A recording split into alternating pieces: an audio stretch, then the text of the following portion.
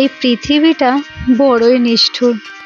পৃথিবীতে যত বেশি মানুষ চিনতে পারবেন, তত বেশি বন্ধুর সংখ্যা কমতে থাকবে। একা থাকার ইচ্ছেটা তীব্র থেকে তীব্রতর হবে। একাকিত্ব কখনো বেইমানি করে না।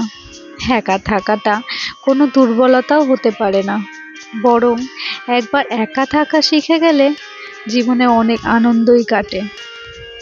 যদি কখনো কোনো মানুষকে তার যোগ্যতার চেয়ে বেশি সম্মান দেন, দেখবেন শেষে আপনার সম্মানটাই তার কাছে থাকবে না।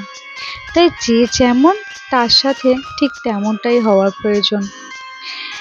এতদিন ধরে তো অনেক সময় অন্যের জন্য ব্যয় করেছেন, এবার কিছুটা সময় নিজেকে দিন। নিজের ভবিষ্যৎকে উজ্জ্বল করুন। নিজেকে এতটা ব্যস্ত করে রাখুন যাতে অন্যের কথা ভাবার সময়টুকু আপনার কাছে না থাকে। আসলে এই পৃথিবীতে সময়ের চেয়ে বড় সম্পদ আর কিছু নেই।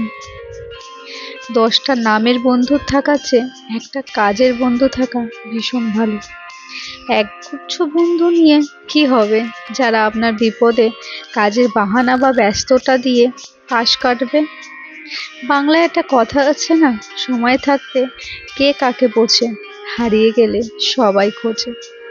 আমরা অনেকেই এটা ভাবি, আমাদের অতীতে কোনো ভুল যদি সেই সময়কে ঠিক করা যেত, তাহলে হয়তো আজকে এই পরিস্থিতি দেখতে হতো না।